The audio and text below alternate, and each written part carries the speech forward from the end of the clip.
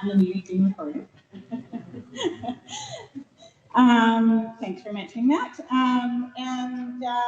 Those of you who are online, when you finish the meeting, there is a button that will say Leave Meeting. If you press the Leave Meeting button, the feedback form should show up for you online on your screen. So don't exit your Chrome or Explorer or whatever web browser you use. First, you should let the form pop up. It will ask you if you want to continue, and then the feedback form should pop up. If for some reason that goes sideways, it doesn't show up, the link to the feedback form is on our RDOS Regional Connections website, so you can find it there, and we welcome any feedback after this process. What else did I want to touch on? I think that's most of our points. Anyone have any questions before we get underway about how the rest of the evening's going to go? Perfect. Okay. In that case, Anne's already got it on the screen for me. Oh, sorry. Just to test that poll, we are testing. Oh, we already did. Perfect. Just asking everyone where they are from, just to test that polling function for those of you who are attending online. Thanks for filling that out. So our presentation, we're going to go through some background, and Matt's provided some of the context for you already. We will be talking about services and the services that are received through the RDOS, as well as from others to Area D. We'll talk about governance and how decisions are made. We'll talk about boundary considerations, and when we look at creating a boundary for an incorporation study area, what goes into those boundaries and how do we figure that out? Talk about incorporation impacts, and then finally touch on next steps. So Matt already touched on a bunch of this, but what is the purpose of the study? So again, document and assess the current state of governance and service delivery in Area D, so touching on all those services. This is kind of the point that we're at right now. So really we're engaging with the community to make sure that we understand the concerns of residents in each community in Area D with respect to governance and service delivery. Then we want to consider what those boundary configurations are, what might make sense for any potential future incorporation study area, and figure out what the most suitable option, if again, incorporation is to, or an incorporation study is to be pursued. And finally, to determine if there's sufficient interest and enthusiasm, I don't know if that's the best word for it, but interest in having incorporation proceed, so that the committee can then make a recommendation to the RDOS board about whether they think it's there's enough interest in proceeding with an incorporation study. So this is one of your handouts, and you might have already seen it in the overview that was mailed out to all the residents down here. But as Matt was touching on, really we are at the beginning of this process. So if an incorporation were to happen, these are all the steps that we would have to go through, and we're at this point where we're looking at what is the appropriate boundary for an incorporation study area. So who's interested? Who has service concerns or concerns with governance that might be resolved through an incorporation? What's the community feedback? And looking at a bunch of other criteria that we'll touch on later. Coming up with that boundary. And yes, is there any interest in proceeding with this? The committee will make a recommendation at the end of this study. That recommendation, if the recommendation from the committee is, no, we don't think there's much interest, let's not recommend that we go through an incorporation study. Then the process would die there. If, on the other hand, they say, you know what, there seems to be enough interest, let's proceed to an incorporation study, and here's the boundary we think that would be appropriate. That would go to the RDOS board. The board would then endorse that and send that on to the province. The province would fund an incorporation study. That process would be quite detailed. It looks at things like taxation impacts, what the costs would be of both the options of incorporation or remaining in the status quo. It would include a lot of community engagement to make sure that all residents in the incorporation study area have the opportunity to really understand what the implications would be. And then the study committee for the incorporation study, which is different than our study committee, or it might involve some of them, but the incorporation study committee would make a recommendation at the end of that study saying, yeah, we think everyone's had the opportunity to be informed, and we think that we should proceed to a referendum. Or they can say at that point, you know what, we've gone through this process, we've learned about what the impacts would be, we don't think anyone is interested in a referendum. So they could choose to end the process there. If they do say, we think that the community wants to have a vote on this, it's worth proceeding to a referendum, they would provide that recommendation to the province. The province would fund the referendum.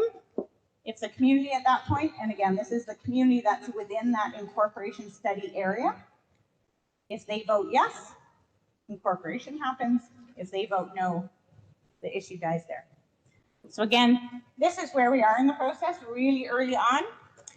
Just looking at what the appropriate area would be if there was going to be a subsequent incorporation study. I'll pass it over to my colleague, Alan. Thank you, Sherry.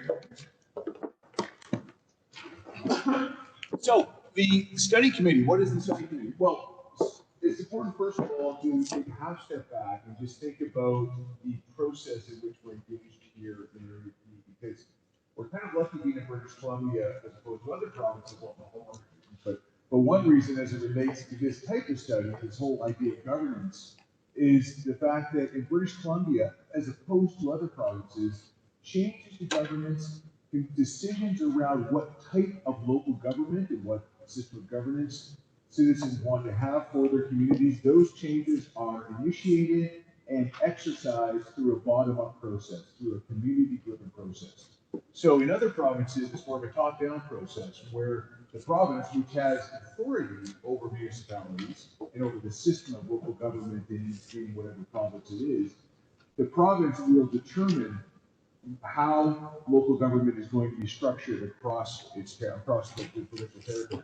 And in other provinces such as Nova Scotia, Alberta, Ontario, and so forth, you get the province making decisions as to where municipalities are going to be, where counties in some provinces are going to be, or regional municipalities in other provinces, those kind of things. In British Columbia, it's a very different approach. Since the mid-70s, BC has been consistent in the policy that it's followed, irrespective of the party in power, and has taken the approach that the government, the provincial government, while it has constitutional authority and responsibility for the system of local government in the province will rely on and will be guided by the decisions of local communities on how they wish to be governed and the type of local government they wish to have in place. So that's really kind of a good place to be in, and it speaks to what Matt noted earlier about this study having been driven by a local group that went, first of all, to the elected official, then to the regional district, and then up to the province to get support for this kind of study, for this initiative. And it also speaks to the idea of the study committee, which Matt also talked about as being a citizen-based group of volunteers, a group of your neighbors, representative group from across Area D, representative in terms of the full diversity, so the demographics, but also the neighborhoods and other factors. And that really is kind of an important part of this study. And one of the things the committee does then or the main thing it does is to guide this study. So the committee is in place to oversee all of the work that is done. The consultant, Sherry, and I, we work for the committee. We report to the committee. As Matt noted, most of the funding for the study, including for the consultants, comes from the province, but we report to the committee.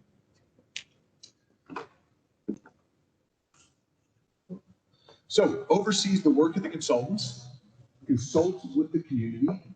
Sherry talked about, and Matt had talked about earlier, about the consultation to the community. One of the key pieces, one of the key duties of the committee is to not only oversee all of the analysis done and all of the material that's brought together, but then to oversee and to engage in the communication of that information, of the stuff we're talking about this evening, to the community in a way that's impartial, in a way that's neutral, in a way that doesn't kind of guide the community in terms of how the committee thinks it should or shouldn't vote or shouldn't kind of express its views or give its opinion, but but rather, here's the information, what does the community think? What is the sentiment of the community with respect to services, with respect to governance, and with respect to the interest in considering going to the next phase of the overall process of looking at incorporation? Once the community hears back from, once the committee hears back from the community, and this has been noted already, the committee is responsible then for making a recommendation to RDOS, to the regional district, on whether or not to proceed to an incorporation study, and then to identify the boundary of that as well. And that kind of captures the role of the committee. So very important body, neutral, objective, fact-finding body in place to present information in an impartial fashion, receive feedback from the community, and then make a recommendation based on that feedback. Now, let's talk a little bit about Area D of the regional district. So for Area D in total, and of course the communities represented here tonight, the neighborhoods represented are form part of Area D, but Area D has several communities, as you all know. So when we look at Area D as a broader area, we have about 4,000 people. So it's one of the larger electoral areas of the regional district. It's got 2,100 private dwellings, fairly large area, close to 600 square kilometers. And it's got a decent sized assessment base, and that's important. And so we've got about $135 million of assessment base. And when we look at us at Area D here in the yellow, compared to the other electoral areas, and indeed a number of the smaller municipalities, we see that electoral Area D actually has a larger assessment base than many of those other jurisdictions within the regional district.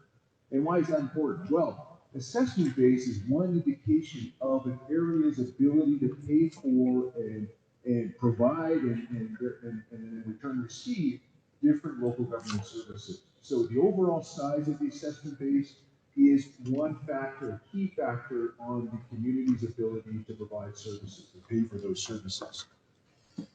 Another factor which speaks to service provision and the ability to pay for those, and therefore is important when we're talking about communities and potential changes to how we're governed and the type of local government we have, is the diversity of the assessment base.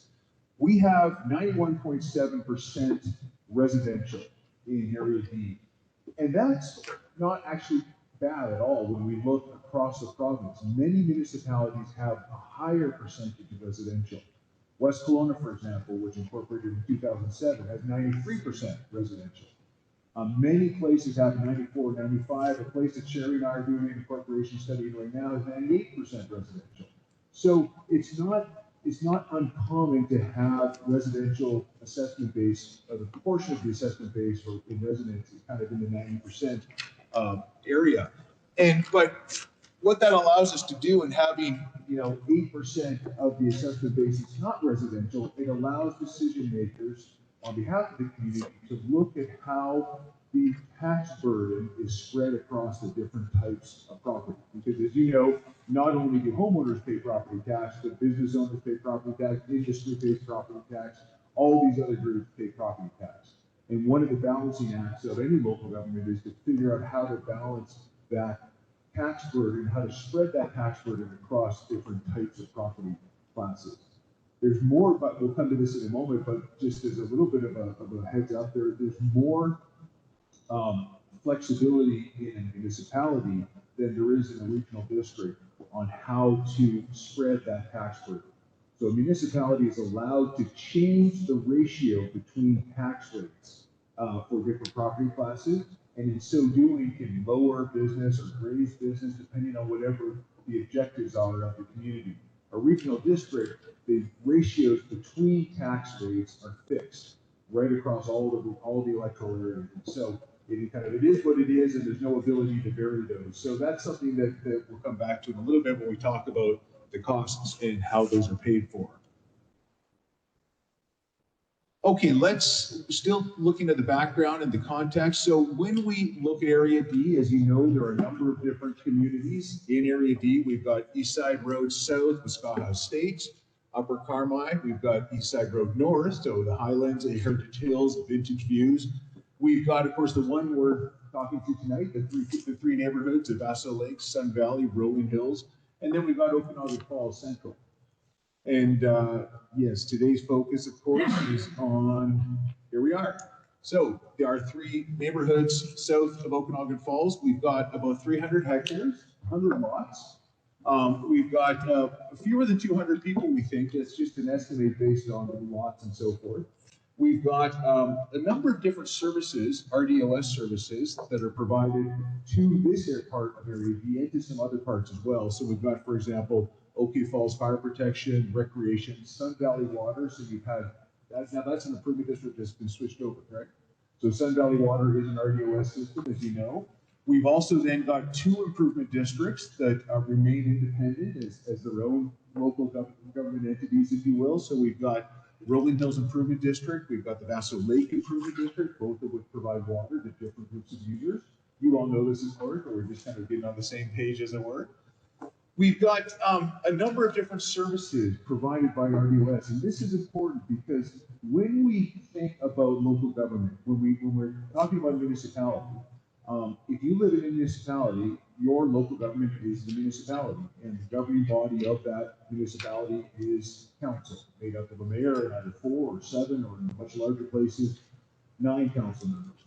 So we've got a different situation in an unincorporated area, in an electoral area, in that our local government here in Area D is the regional district. Governing body is the regional district board of directors, but the local government is the regional district for this unincorporated area. And as the local government of this area, it's responsible for providing most of the services on which we depend. So we've got local services, which are services provided by the regional district only to Electoral Area D or a portion of Electoral Area D. We've got sub-regional services. Those are services that are provided to at least 2, often more electoral areas. So Area D plus at least 1 other electoral area or 1 other jurisdiction. It could be municipality in some cases. And we've got region-wide services. Those are services that are provided not only to Area D, but to the entire regional district. So E911, for example, everybody participates irrespective of whether you live in, regardless of whether you live in Penticton or Summerland or Area D or what have you. So we've got local services. Economic development's a local service. An example of a sub-regional is mosquito control. And then, as I mentioned, the example for the region-wide is the emergency 911. So those are kind of an overview of the services, 39 different services provided to Area D by your local government, the regional district. In addition to the regional district, as an unincorporated area, you also rely on the provincial government for certain services.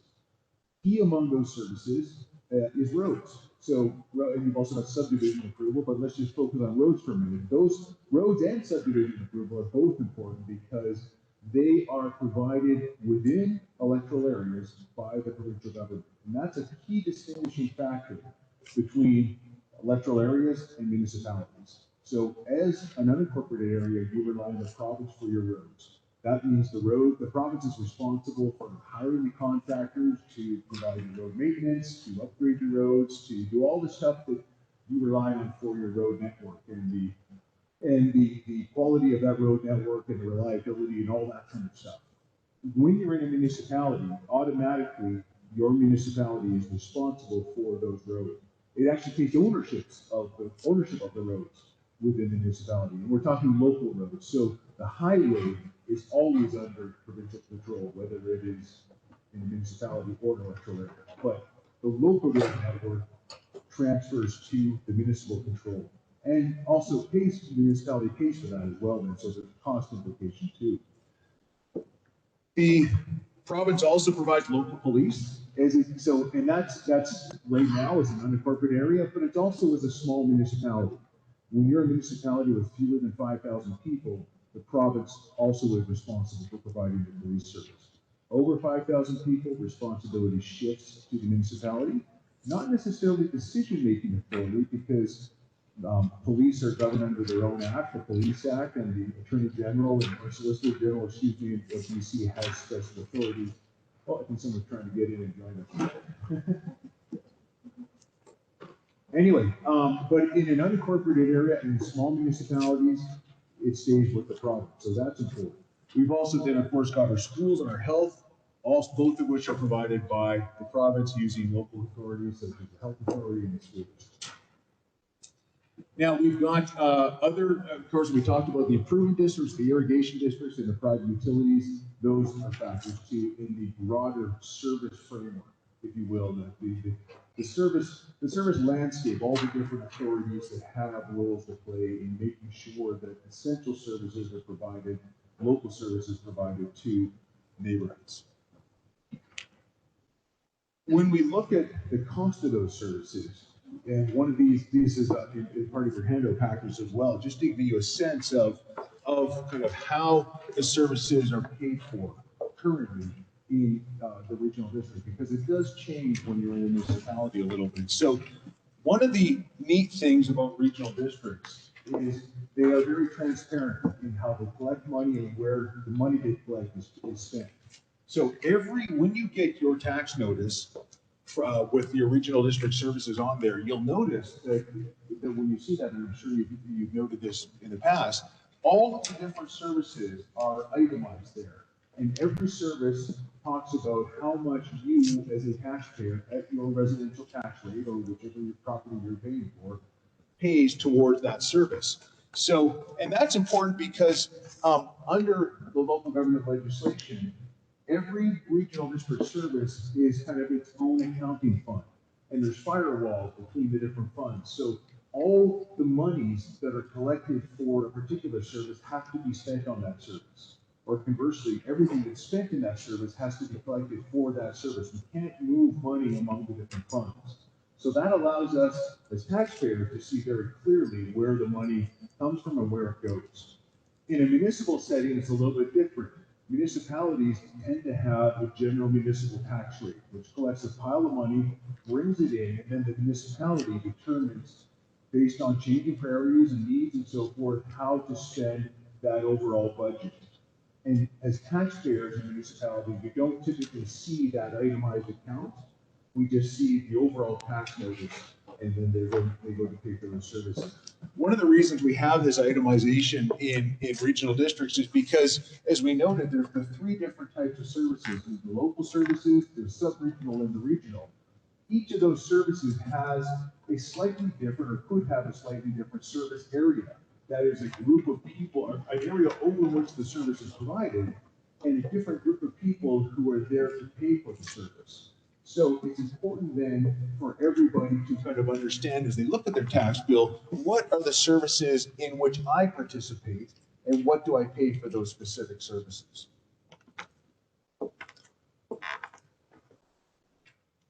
Okay, this one is just a zoomed in version of the ones we just talked about. We see RDOS services also that are the portions of Area D only. So we see a lot of the different utilities, whether it's a water system or a street light system there. And those are itemized on your bill as well. And then we also see the provincial services for all of the area, what you pay for police tax to the province, your rural tax, which is used to pay for roads and subdivision approval, and then your school tax. And then we've got some other agencies that are kind of province-wide or regional district-wide as well. So the tax bill gives you that itemized look at everything you pay for. Some of that stuff is going to be itemized when it comes to like the provincial, the school tax and so forth in the municipality, but many of the local services provided by the municipality, as I noted, will be kind of lumped together under one general municipal tax. Okay, let's talk a little bit about questions, because when we think about local government, the type of local government that we want to have in our area, how we want to make decisions, and which is kind of governance, our system of local governance. One of the things that is important to kind of make the link to is service, because regional districts are very good. They're really designed to provide basic local services at low cost to rural areas that for whatever reason have determined, or because of economics, you just don't require a higher level of kind of semi-urban, urban services. So they're very good at providing basic services to more rural areas. And that's okay, because a lot of people, that's great for a lot of people. That's all they want. A lot of people, in fact, choose to live in a smaller, unincorporated rural area because they don't want a lot of services. They don't want the cost of going up. They don't want a lot of the government that comes with that. In other areas, though, we find that as expectations grow, as service needs expand, we find that there's a desire among residents to get a higher level of service. And that's where regional districts are a little more challenged, because they're not positioned really, they're not developed, and they were never really designed to provide urban level services or more municipal type services to communities. So sometimes communities that begin as rural communities with lower service needs and desires change over time because of different people coming in, or growth, or service failures, or what have you. And they'll kind of evolve into or change into wanting a higher level of service. And that's kind of a natural progression in many cases. And that's why we have these kinds of studies to say, hey, have we changed to the degree, or have we reached a point at which these service expectations we have now have grown to the point where maybe the regional district is not the best service provision option. Maybe we need to look at more of a municipal type option that is better equipped to provide municipal type services. There's no right or wrong answer. Both are completely legitimate forms of government. Both are completely legitimate forms of service provision. It really depends on what you, as recipients of those services and the people who pay for them, really need and what you really want. And so the question that we have is do you feel that you receive good value for the taxes you pay for your services now? Are there services that you're missing? Do you feel like you're getting good value for what you receive now? And it's not a rhetorical question, so you can talk back. You can give me your thoughts now. And as Sherry noted earlier, we can also make some comments on the feedback forms if you like as well. But be curious to know, just as if anybody wants to volunteer, what your thoughts are with respect to services. Do you get what you need now? Do you get good value for it, or are you missing something?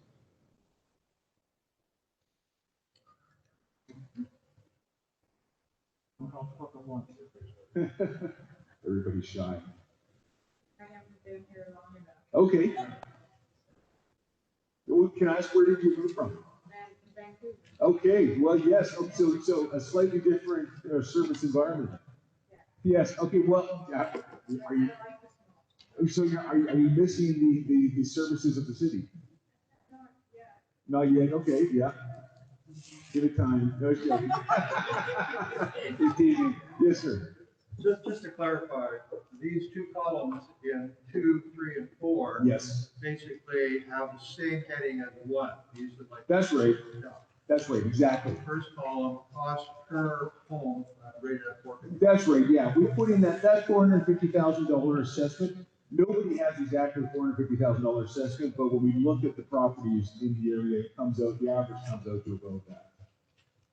Anyway, it's a question to reflect on, whether you think you get good value for the services. And then a second question to reflect on as well is, do you have what you need by way of services, or are your service expectations and needs higher than what you have right now? You need it. Yeah, go ahead. Well, as far as the roads. As far as the roads, yes, okay. We don't have any, there's going to be fiber optics. We don't even have fiber optics. Yes. Vaseux, so all that road stuff is going to happen. Okay, gotcha. Right?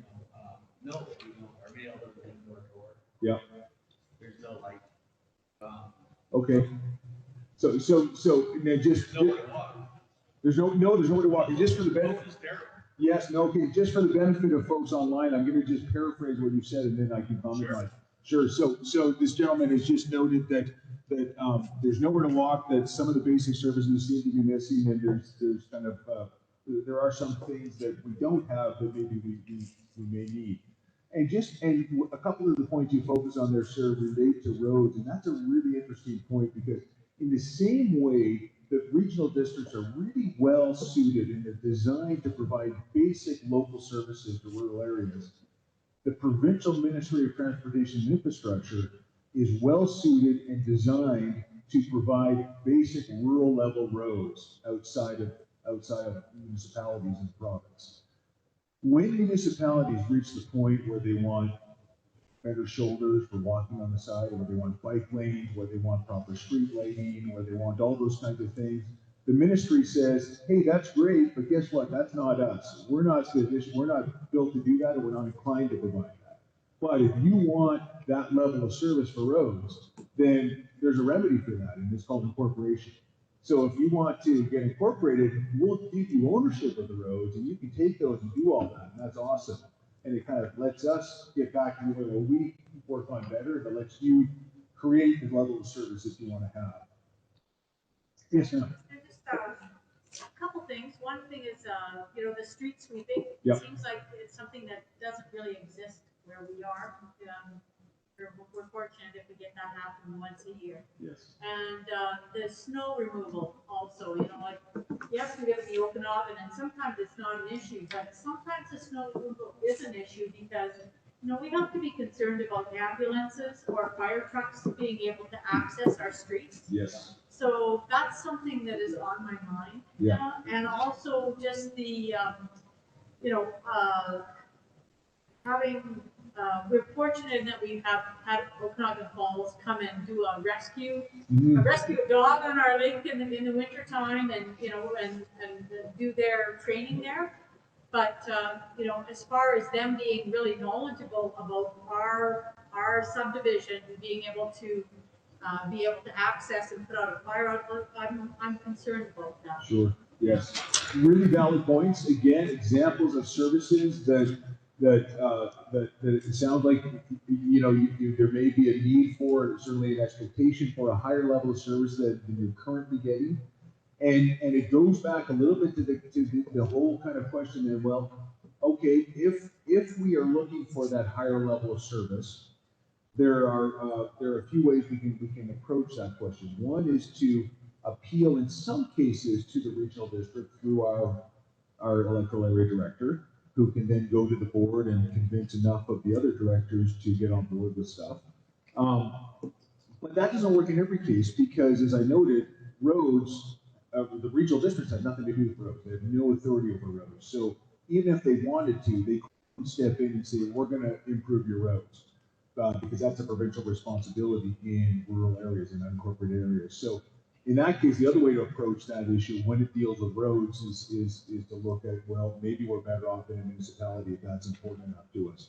As it relates to fire and rescue and all those kinds of things, those are things that can be handled certainly through a regional district. So we have, especially for a smaller community where you have volunteer forces or paid on call forces, there's not a lot of difference between a small municipality fire department and a rural area fire department. There are a couple of different legislative differences, but in terms of service levels, not too much. So that's kind of more an issue then of, are we willing to pay for a higher level of service? And that sometimes you can do that within a regional district or a municipality. Yes. Oh, go ahead. Sorry, I just wanted to mention something because I didn't mention it at the beginning, but for those of you online, if you do have questions, please feel free to type those questions into the chat, or you can raise your hand. Use the raise your hand function and we can unmute you so you can ask your question directly. And I just wanted to also add on the roads issue, even with incorporation, Highway 97 would remain with the province. So the province would still be responsible for snow clearing, shoulders, bike lanes, any of those kind of extras along that particular route. That would still be provincial responsibility after. So what about the Vaseux Lake Crescent, like off of the highway? That's a local road, so that right now is done by the ministry, but under municipalities, that would be the responsibility of the municipal government. Yes, so if you wanted to put a bike lane or improve that road, you could do that under a municipality. You can't do it under MOTI, even if you're willing to pay for it. They're just not designed to do that, and they don't do those kinds of things. But there's a little bit of a trade-off, of course, because in the same way as you get responsibility and you need ownership over local roads, you also get the privilege of paying for those roads and any improvements to those roads. I just do have one other Yeah, of comment, course. and that's about as far as you know, a few years ago, we have a lot that's in our subdivision that was right next door to us, and it had weeds that were up to my shoulder. Yes. And I contacted the regional district and I said, can you please contact the owner of this property and ask them to cut the grass and deal with the garbage, because it's right along the highway, somebody's gonna throw a cigarette, and the whole subdivision will go up on fire. And the response I got from the regional district was that I could contact the owner and ask them if they would please cut the grass. Okay. And that was after I sent photographs showing, so eventually what happened is my neighbor and I, a couple neighbors and I did get together and we went and cleaned up, got rid of all the garbage and did cut the grass. We didn't ask permission, we just did it. Yes. You know, but I thought, well, why is there like bylaw enforcement, or, you know, these people are paying the same taxes I'm paying, and yet they don't have to take care of their property.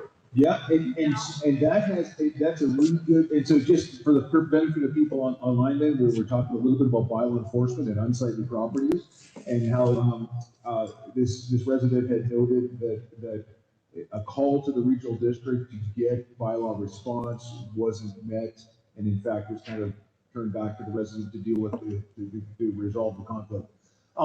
So there are, one of the things, and it goes a little bit back to, one of the differences, let me put it this way, between regional districts and municipalities that we see when it comes to service levels and expectations. Again, it goes back to the idea of regional districts being very good at the basic services. When we get to needing or wanting a higher level of service, sometimes we can pay for it, we can push it, but often we'll see, and even in the case where a service may exist, often we'll see, you know, we are kind of bare bones here. We don't have a lot of staff. We're not designed to have a lot of staff on this. We've got one bylaw enforcement officer for a large area. So we rely on residents to take more of a direct role. And for many small areas, that's totally cool, because a lot of people, not suggesting you yourself, but a lot of people go and live in rural areas because they don't want a lot of government regulation. They don't want unsightly premises bylaws. They don't want noise bylaws. They don't want any of that. And that's totally legitimate if that's kind of how you want to live. And many people do in many different places. But again, sometimes we get to the point, and it can happen over time or it can be immediate. Sometimes we get to the point in communities where they want a different level of, a different relationship with the local government, a different level of service to the local, and a more involved local government. And when we get those ingredients, when we get those expectations in place, many places will say we want to move then from a regional district, unincorporated type of government to a municipality. Again, no right or wrong answer. It's really a matter of preference, expectation, willingness to pay, those kinds of things. And but it's both legitimate, but we do often see that transition. Let's move on a little bit and talk. Oh, I have another question. Well, I have a question about fire hydrants. Okay.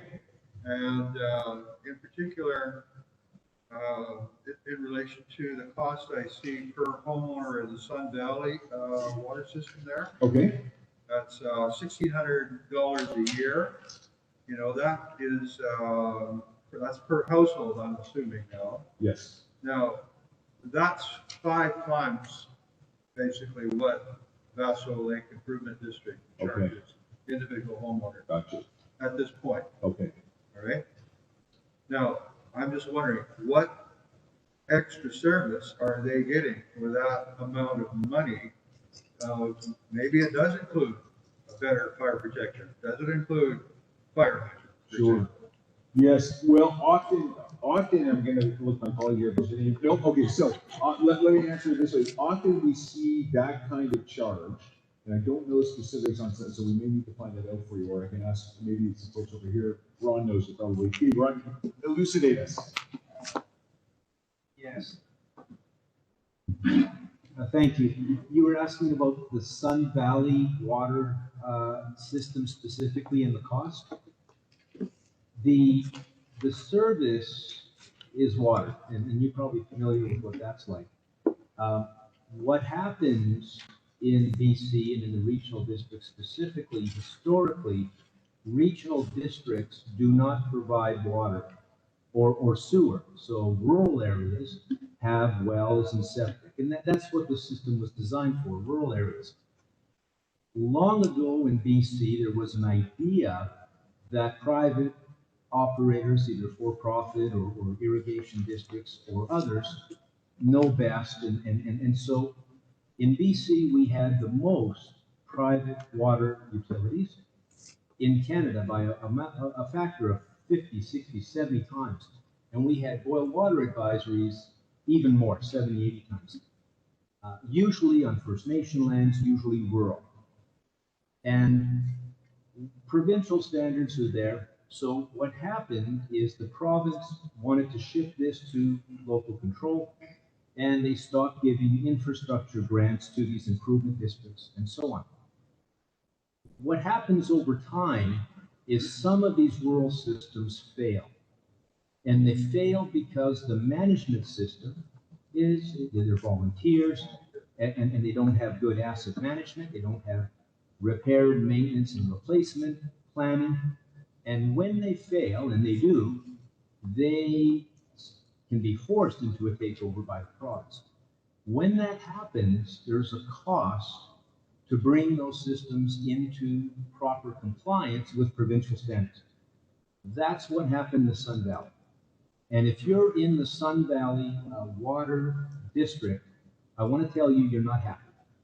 Because you're not happy with the cost, you're not happy with the experience, and they have serious needs that still haven't been properly addressed. Now, the good news is, whether it's part of the municipality or the regional district, they now qualify for infrastructure grants.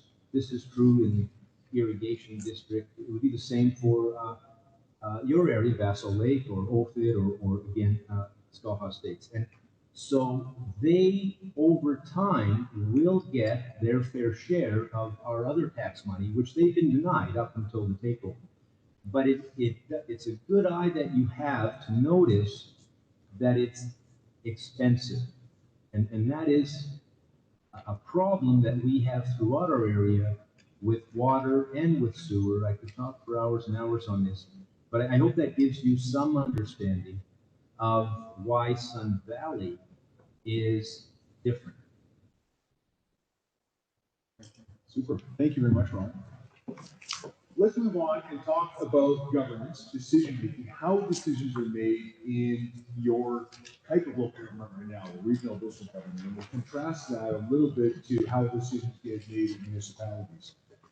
Because decision making really is all about control. And control we tend to kind of paint as a kind of a bad word, but really it's a very appropriate word, because when we're talking about control, we're talking about agency. We're talking about being able to set the agenda, being able to realize priorities and so forth. And so control over local decisions, very important in a community. Who controls those decisions?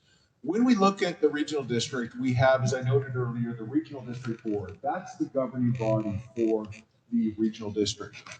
Our regional district board is, with every regional district board in the province, is comprised of two sets of directors. They're equal when it comes to their authority at the board, their voting power at the board, or not their voting power necessarily, but their placement at the board. So we've got electoral area directors and we've got municipal directors. Electoral area directors, there's one electoral area director per electoral area, regardless of the size, the number of people living in any particular electoral area. There's one electoral area director. So we have a total of 9 directors from electoral areas on the RDOS board. Municipal directors, we have typically a few more municipal directors than one for a larger place, like Penticton has 4, Summerland has 2, other places have 1. We have more from those larger areas because when we get to the municipality, it's really a function of the population. As the population gets bigger, we get more directors on from that population, from that area. So we have a total of 10 municipal directors. So 10 plus 9, 19 directors around the table sitting at the board on the board of directors of the RDOS.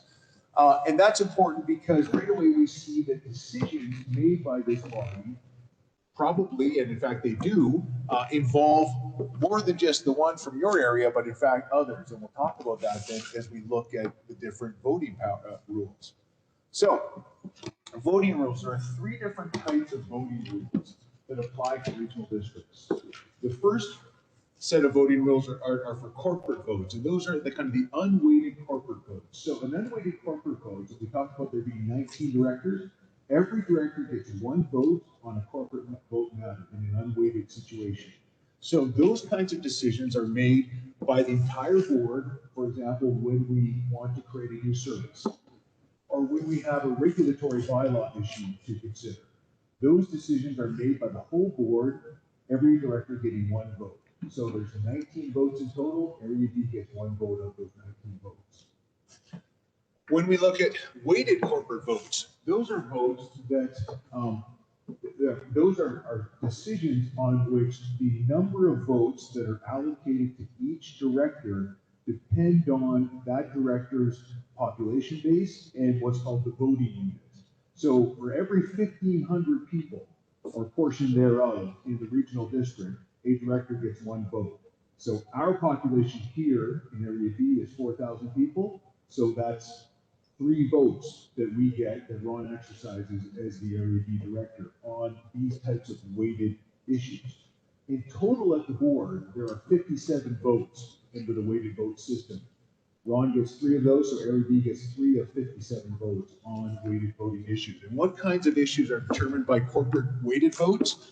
Financial matters, so the passing of the annual budget. So all of those services we talked about, each of those services has its own fund account. So each of those services has its own budget. And the budgets get wrapped together into the overall regional district budget, and that goes to the board, and the board votes on that using a corporate rate weighted vote. So a total of 57 votes. Area D gets 3 of those votes on those budgets. If we want to buy property, that's another corporate weighted vote.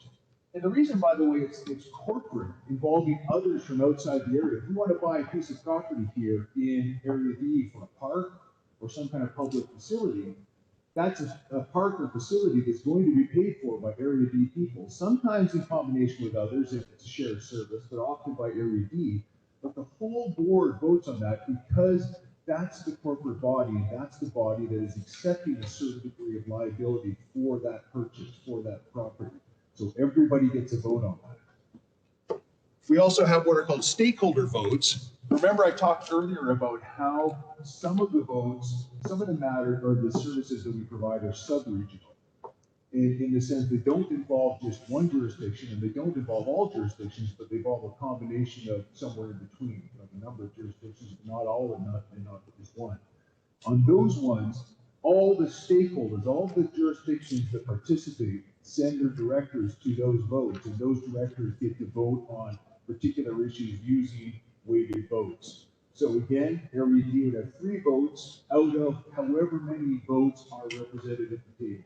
Could be 3 out of 6, could be 3 out of 20, could be 3 out of 40. On those types of things, we've got sub-regional service operations. So kind of the day-to-day matters that need to get determined, those are done on a kind of corporate, I beg your pardon, a stakeholder weighted vote.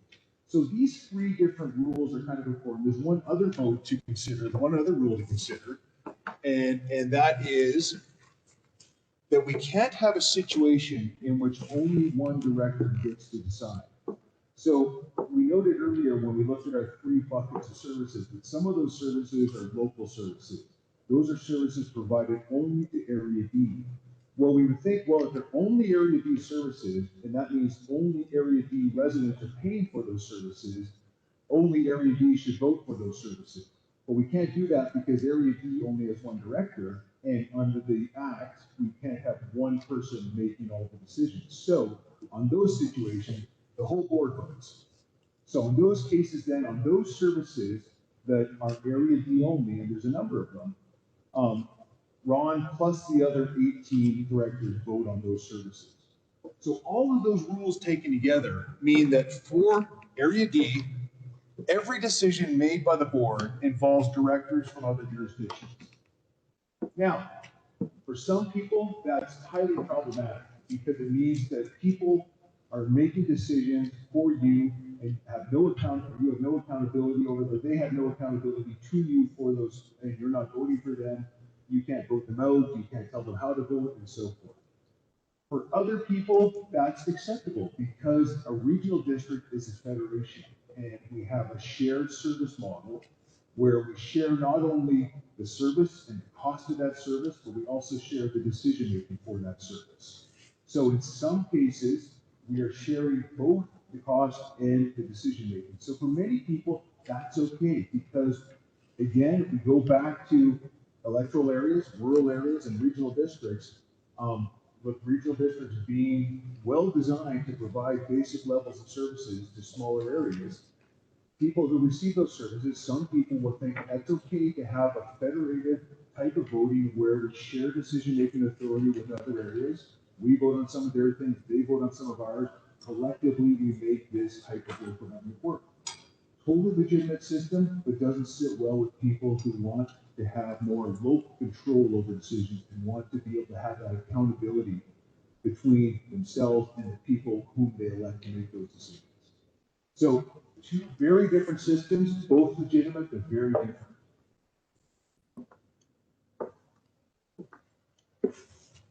Okay, let's just ask this question on governance. So it relates to, I talked earlier about how every electoral area has one electoral area director, irrespective of the size of population and the size of geography. When we look at municipalities, every municipality will have at least 5 elected officials, a mayor and 4 councilors. So it could easily have 7, so a mayor and 6 councilors, or 9, a mayor and 8 councilors. But we have in our area 1 elected official. So the question really is, does 1 elected official, electoral area director for Area D, provide sufficient representation and influence over decisions or in decision making for the electoral area? I wonder if you have some thoughts on that. And again, no right or wrong answer. It's just a matter of kind of what works for you.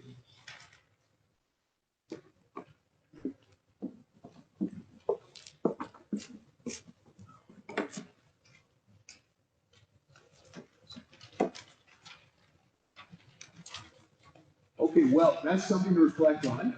And please, as you reflect on it, please do fill out a card or go online and fill out the card there once you reflect on it. But it's important because it really got another way to think about the question is, does it matter? Do you feel you need a higher level of representation? Do you feel you need a mayor and council in order to kind of have that local control? Because it really relates back to who makes decisions for the services and for the community. And yeah, please, Jim. I just wanted to make sure I understood the Absolutely. question correctly, because I can say that I think Ron's done a great job in representing the area, but I know personally that there are a lot of times we were frustrated because we want to do something for Okanagan Falls, and we can't because it's got to go against the board. Yes. So you've got 18 other people that aren't necessarily interested in that, Yes. that particular decision. Even though Ron may be pushing it, some will say no, way you go. So from that perspective, no, I don't think we have enough representation. Yes. Because something that's just specific area D is being decided by someone else, as you mentioned before, they don't have any accountability as well. Yes. No, and you nailed the question in terms of understanding the question. So just to paraphrase for folks online, so I hope I don't put words in your mouth, Jim, but from the perspective of the representative, Ron's a great guy doing a great job. From the perspective of the system representation, we are underrepresented. We are in our current system.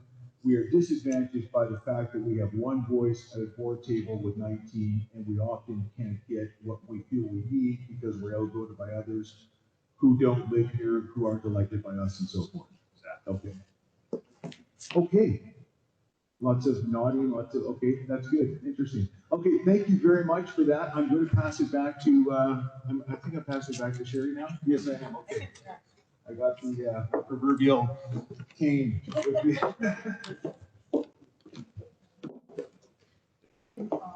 Speaking of control. It's a bit of a delay. Now we're going to talk a little bit about the boundary and how do we come up with a boundary when we're moving forward to creating the boundary for an incorporation study area. And we've put this graphic here mostly because it works for me, but hopefully maybe it works when I explain it to you as well. But a lot of it is technical data that we go through. So we're looking at a bunch of different technical data, and I think of it as different layers, almost like a GIS or maps on top of each other, because actually several of these things are maps. But we look at information like, what does the regional growth strategy say about the areas that it's identified for growth and growth opportunities? What does the official community plan say about what the land uses are, or the intended long-term land uses are, and opportunities for different things like growth? What are the existing settlement patterns? Where's the population and where is the density concentrated? What's the census information about population, about dwellings?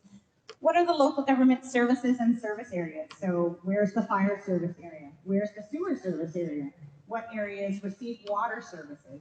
Because again, when you have more of those urban type services, it starts to make more sense for incorporation. So we look at all of those different things. Where are the local roads? Where are the areas that aren't being serviced well by their roads? And one of the other things we look at property assessment and assessment information. So not only assessment values, because when you have an incorporated community, you want to make sure you have sufficient tax base to be able to provide the services to that community. But you also want to have, and this was touched on by Alan earlier, you want to have a mix of property classes. So you don't want your municipality with 100% residential. You'd like to try and incorporate some areas that have commercial, that may be industrial, some of those other property classes, so the burden isn't just on the residents in providing all their infrastructure and the cost for it. We look at things like, where's the agricultural land reserve? Because there are some changes for those in the ALR when you become part of a municipality. So we try and lay those different amounts of data and different types of maps on top of each other and consider them together to figure out, and it's not a perfect science, so you might fit into a couple of categories but not a few others, but it starts to tell us a picture about areas that might make sense for incorporation. So on top of that, we overlay community input. So that's one of the things we're looking for from you, and one of the reasons why we're meeting with different areas of the electoral areas to understand what are your service concerns, because that becomes one of those inputs into this equation. Do you have any service concerns? Are those service concerns maybe something that would be addressed if we had incorporation? So we start to look at that information as well. And is there an interest in incorporation? All of those things are inputs that we add together to come up with our proposed boundary. Now, I don't want to pretend that if you just have one, if you're interested in incorporation, or maybe you have one service concern, that doesn't necessarily mean you then end up in the incorporation study boundary. And I'm going to give a little shout out to one of our committee members who described it this way, which I thought was quite clever, but it's like having a cake. You might have one or two ingredients, but on their own, it doesn't necessarily make a cake, or doesn't make a very good cake. But the more of those categories and the more of those criteria that you fit into, the better your cake's going to be. I'm probably totally just butchered Kay's eloquent analogy, but anyway, just the point is that having one of those ingredients might not be enough reasons to then be included in that incorporation study area. Once we come up with those boundaries, as a committee, we are presenting those to our committee. We go through them. There's going to be a survey that will come out to all of Area D. It will be sent to all residents with some of the options and to get your feedback on preferences. We like that boundary. We're not keen on this one. That type of input. And ultimately, the goal of the committee and this study is to recommend one boundary. That boundary, again, we'll have a report recommendation. That goes to our study committee. The study committee will make a recommendation to the RDOS board. they would then have to recommend that boundary to the province, and the province would ultimately be responsible for saying, yeah, this boundary makes sense to us.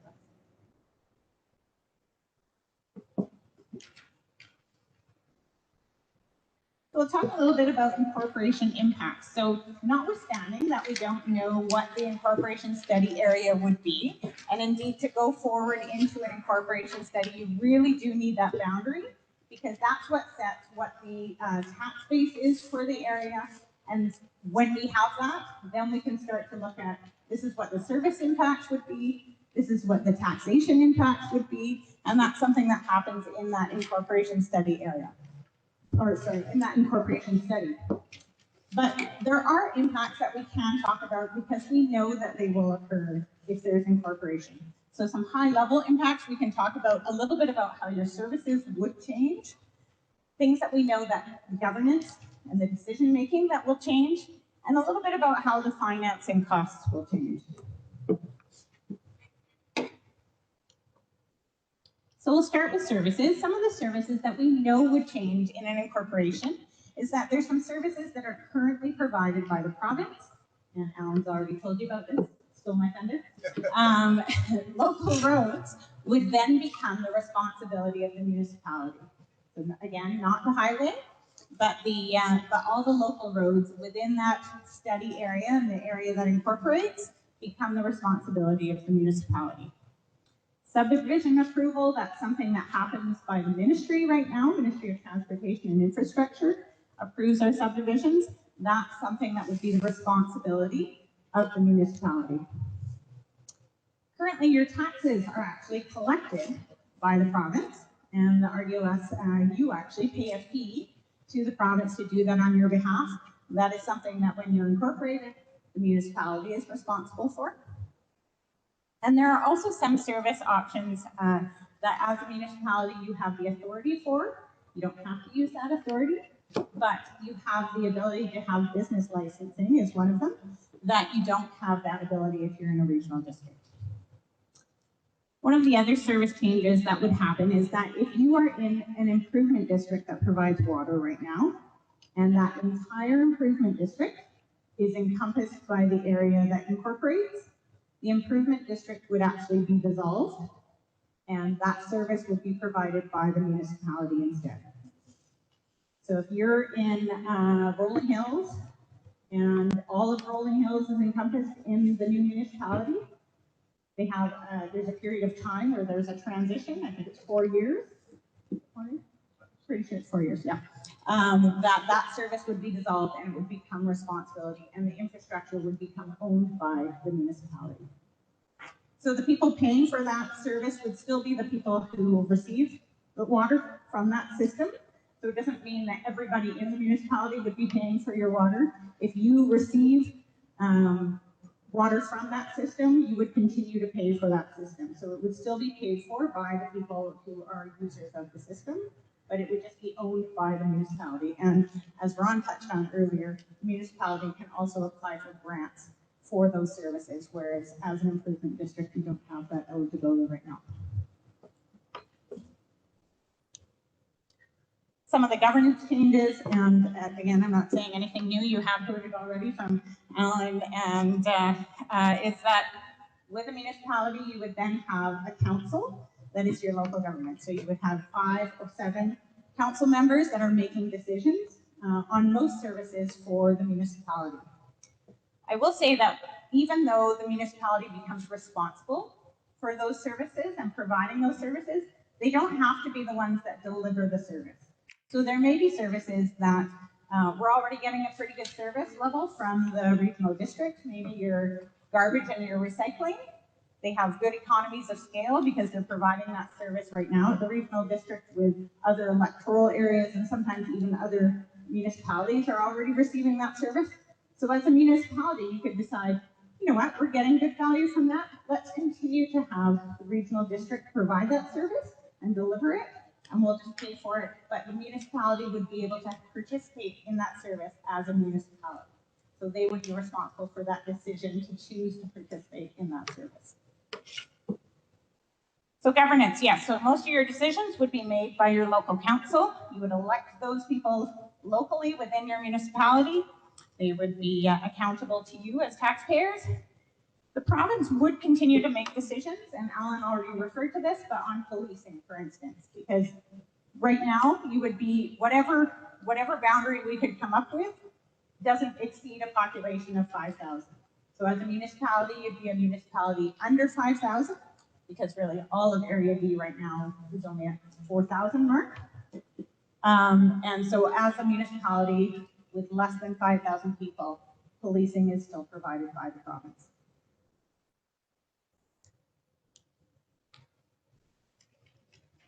So finance changes. Some of the service costs may change, but really that's something that we will only discover once we've drawn the boundary.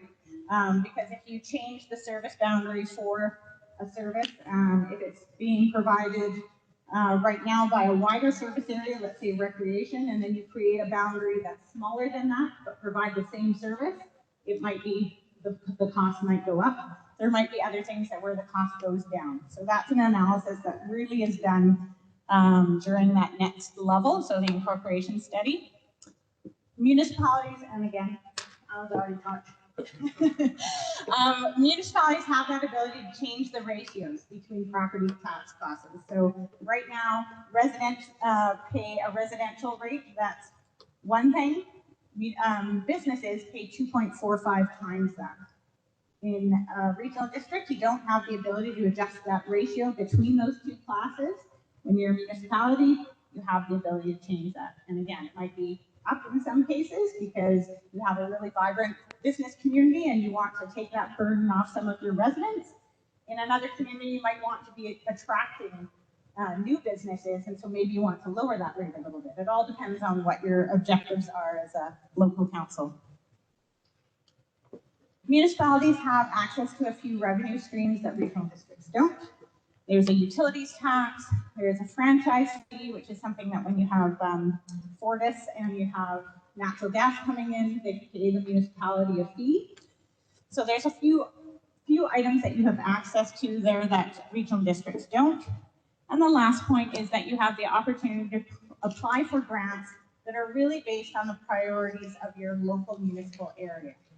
Right now, a lot of those grants are also eligible, and regional districts can access those same grants, but you can just imagine, like, if you have all of Area D and Area A and B and C and D, and as a regional district, you need to figure out what the priorities are and who's going to get that grant and who even wants that grant. It's a much larger task when you're looking after such a large area, and maybe even you have 5 or 6 communities that would all benefit from that grant. Who do you make that grant application for? When you're a municipality, it's a much smaller, concentrated area.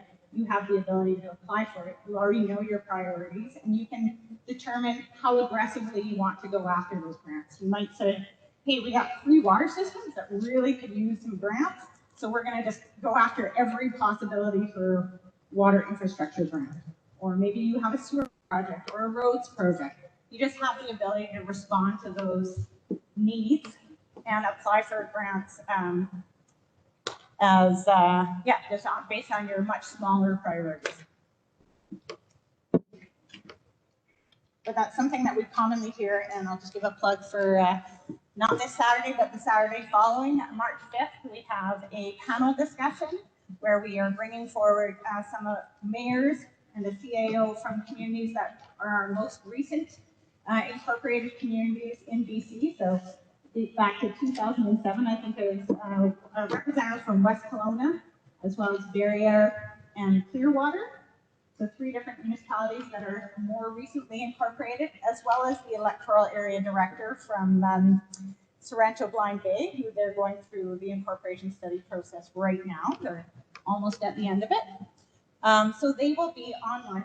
It's going to be done online as a panel discussion. But you can ask them any questions about how incorporation has changed for them, how it has impacted things like costs or service levels, what it's like for them once they started taking on the responsibility of roads. And one of the things that we've heard, because Alan and I had a very similar panel discussion, for our other incorporation study. But one of the things that we've heard from these communities is they change by just being able to apply for grants that really can benefit their communities. So I will.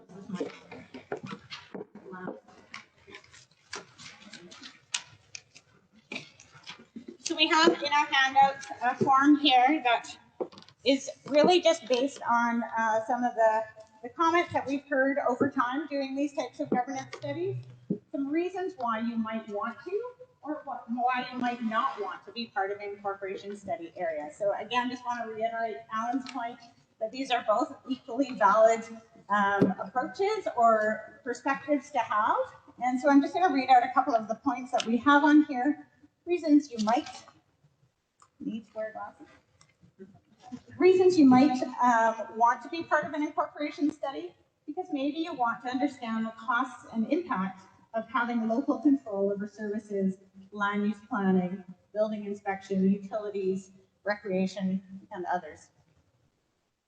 Maybe it's that you're interested in the idea of having decisions on services, development policies, and approvals, and other community matters made in the community by locally elected council members, and you want to appreciate the cost and impact of that change to your community.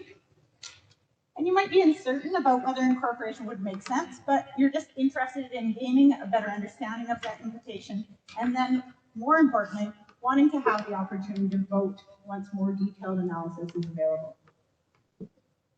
And Alan's touched on some of these reasons, but some of the reasons you might not want to be part of an incorporation study or incorporation study area is that you're content with the type and level of current local services provided in your community.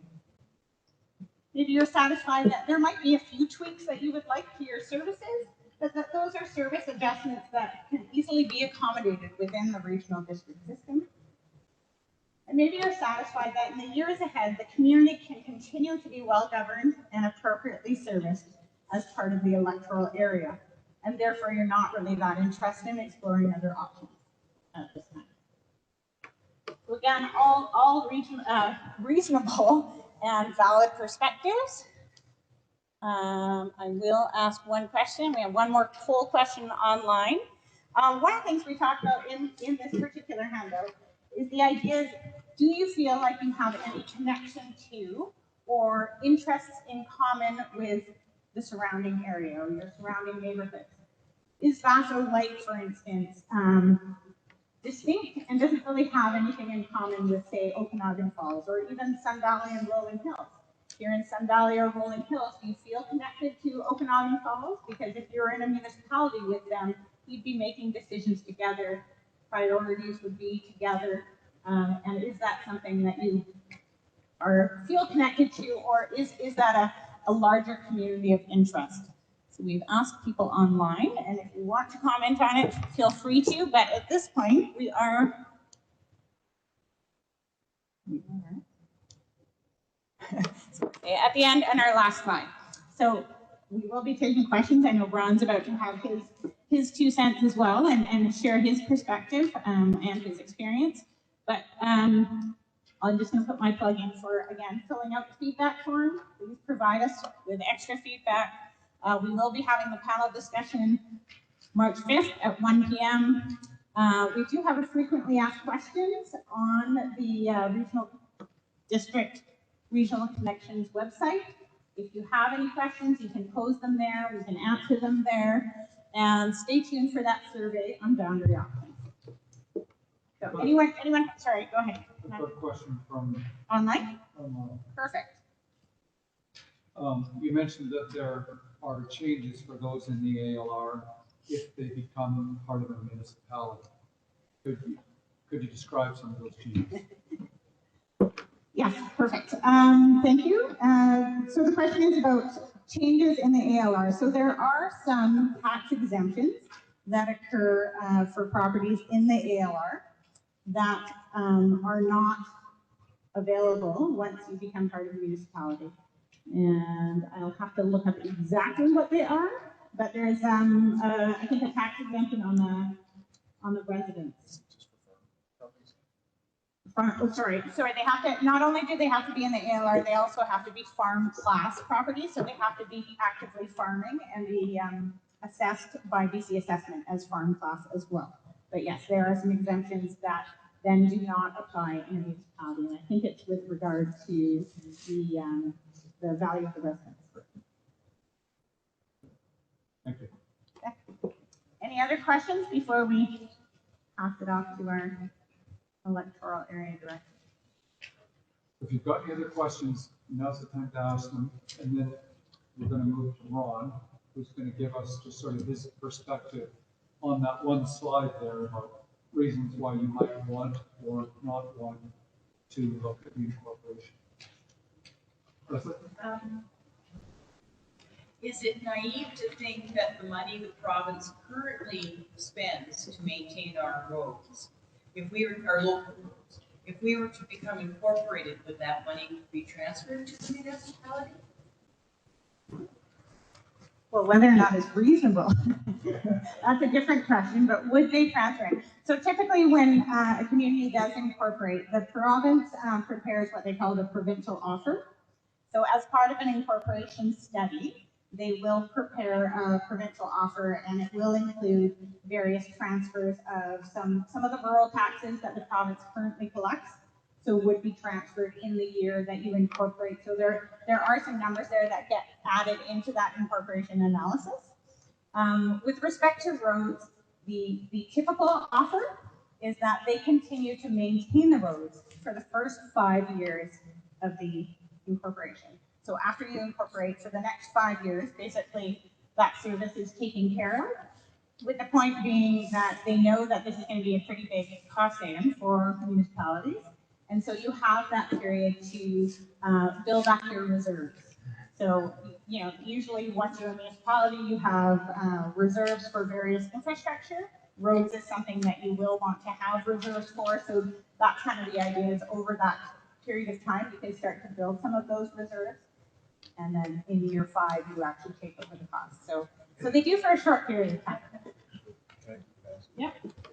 Just to add to that, if I may, just for 1 second, if we look at this handout here, just on the tax notice, you can see that it's I got my glasses on, so that's good. Okay, look under number 3 in the second row down to the number 3 is rural tax, it's called.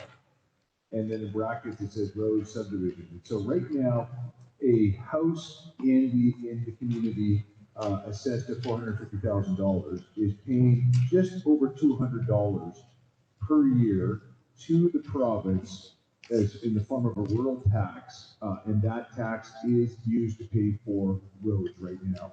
So the province doesn't give money to the municipality, but what it does do is it stops collecting that. So it creates some tax room the municipality can use to start collecting tax to pay for roads. The question then becomes, well, can the municipality provide the same level of service for that cost? Probably not. And there are two kind of things to think about there. One is well, there's a number of things to think about, but I say probably not because the province, the way that it does its road maintenance contracts, its road contracts, it has about 9 or 10 contracts for the entire province. So these are massive contracts with thousands of kilometers of road in each one, and they get these substantial economies of scale. And so it's very difficult for municipalities to match those economies of scale in a smaller area, provided for the same amount of money. The other issue too is, we've talked about this already, is that the level of road service provided by the province right now often is less than what people want it to be. They don't have the shoulders, they don't have the proper base, they don't have the cycling, they don't have all those kinds of things.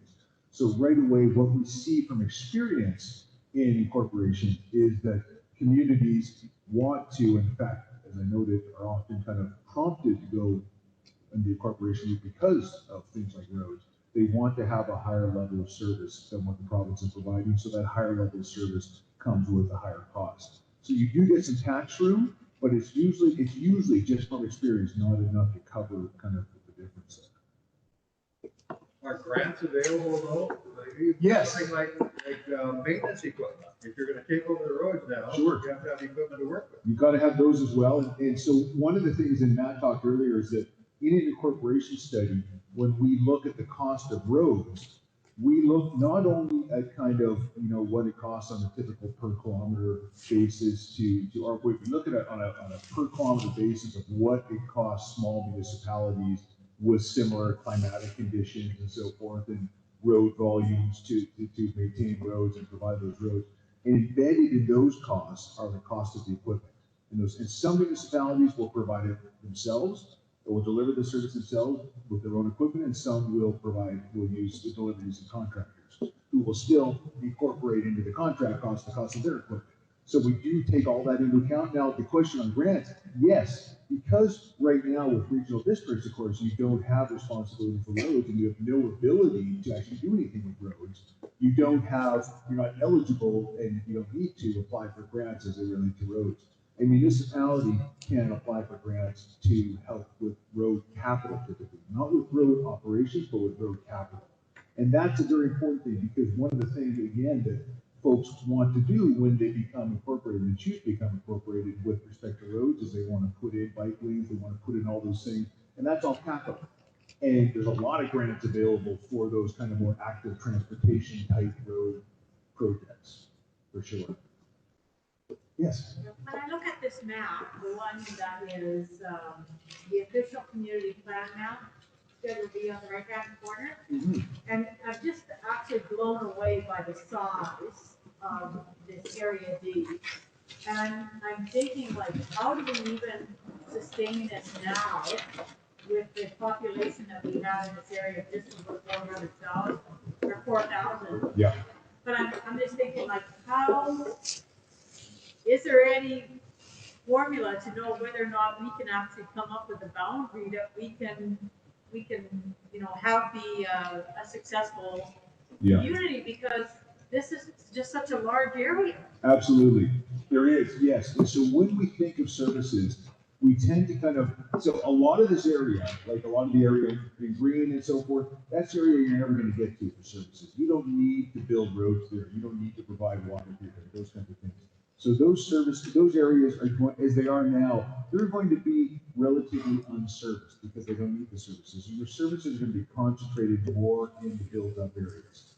But to your question, absolutely, we can come back to the community with some optional boundaries to say, based on all the factors that Sherry had noted on one of her slides that had all the different mapping layers, these criteria brought together to create this possible boundary would provide the municipality the opportunity to provide efficient servicing, to minimize its costs, and to really kind of provide for a very financially sustainable and financially viable community going forward. And now it's a financially viable community going forward as well, but part of that is because you've got a very low level of services, and so you don't need a lot of money to kind of provide it. You don't have things like roads and so forth.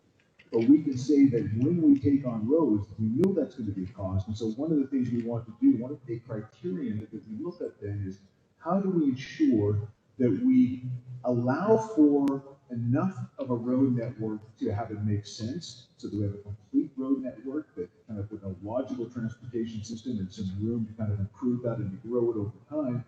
But how do we minimize it so that we don't take on so many roads and so much of the kind of related areas around that to make it difficult to pay for. So yes, that's a key kind of consideration that we give when we start to look at what boundary we put around this possible community. That's a great answer. I was thinking of it more in terms of fire. No, that's a very good point. And one of the things that we really try to do with the on the fire side is to say, all this area here, whether it's crown land or if it's a nature conservancy land or something, that stuff doesn't need to be in a municipality.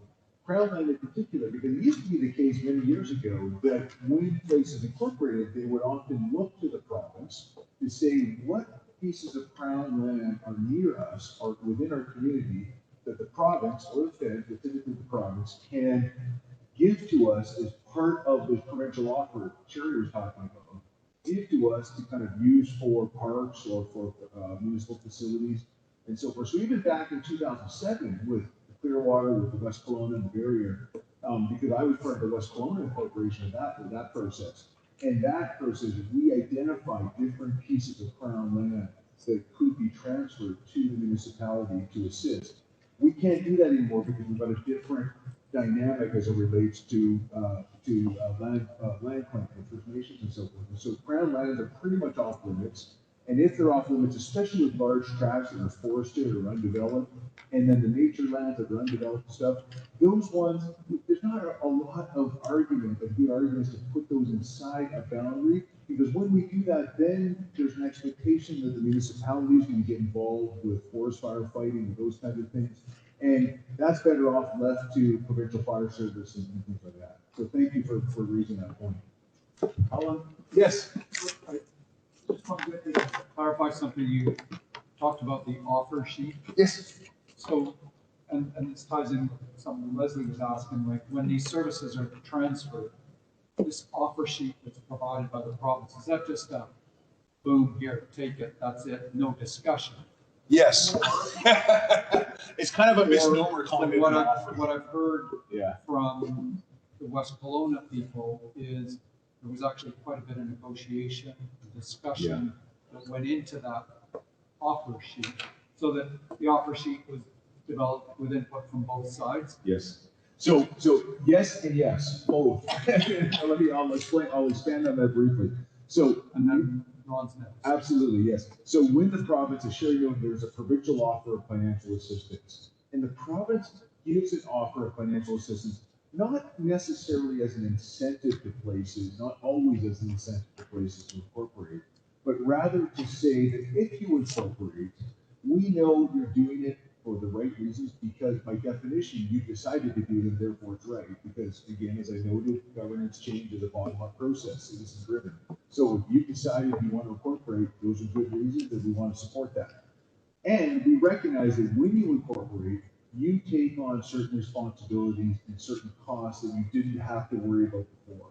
Roads being a key one.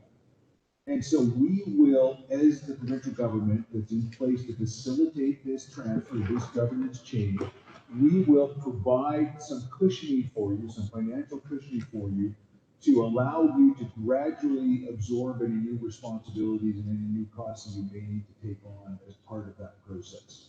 And it's not necessarily to make you whole, but it's to make it easier for a transition to happen gradually to the extent that there's going to be an increase. Now, in the case with, and there's a kind of a standard offer that the province gives. So 5 years of continued road maintenance, you get a certain amount of money per capita or per person in the area that wants to come in, and that's unconditional money that the new municipality can use for whatever purpose of this year, those kinds of things. In the West Kelowna case, I mentioned earlier that the province, it's not necessarily as an incentive to make a change, but more as a recognition that making a change will require some kind of cushioning for residents. Now, in the West Kelowna case, it was a little bit more of an incentive in the sense that West Kelowna was quite an anomaly in British Columbia. The province was very true to its word for many decades that it was not going to force incorporation on anybody. But in the West Kelowna case, because they had 30,000 people living in an unincorporated area, and they had lots of service problems, they had governance issues, they had all of that kind of stuff, the province said, look, it's about time you guys really got serious about incorporation. So we're not going to tell you what to do, but we're going to make it worth your while. So they were more amenable to sitting down and actually negotiating something.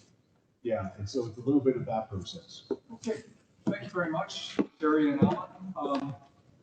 I've asked our Area D director, Ron Everett, who's part and parcel of RDOS board, to speak to us about that one slide that was up there earlier about why you might want to look at incorporation or why you might not want to look at incorporation. So Ron, if you'd like to give us 10 minutes, and then we'll have questions for any part of the meeting. Yes, and thank you, Matt. Thank you, everybody who is here tonight, everybody who's online. Really appreciate the participation. It's very important for all of us to have this discussion. And when I come to listen. I want to hear what you have to say. I want to learn, and I bring an open mind. I do this at the board table, I do it here, and by open mind, I don't mean that my mind is empty and I blank it out. What I mean is I bring my education, my experience, my knowledge, my opinion, my biases with me, but I'm open to learning and changing my mind as I hear new things and learn new things.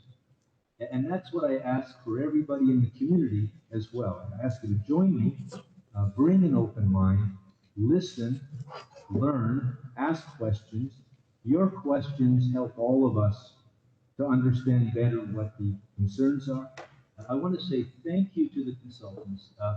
Both Alan and Sherry have done a great job tonight, giving us a lot of information. It's excellent high-level information. It's a lot of information. For some of you, it may be difficult to remember it all or understand it all, and that's okay. It takes a long time to sort this stuff out. There's another public meeting on Saturday. Everybody's welcome. There's the panel meeting the following Saturday, which you've heard about. That panel is going to be spectacular. You're going to be able to ask questions of people who've gone through this.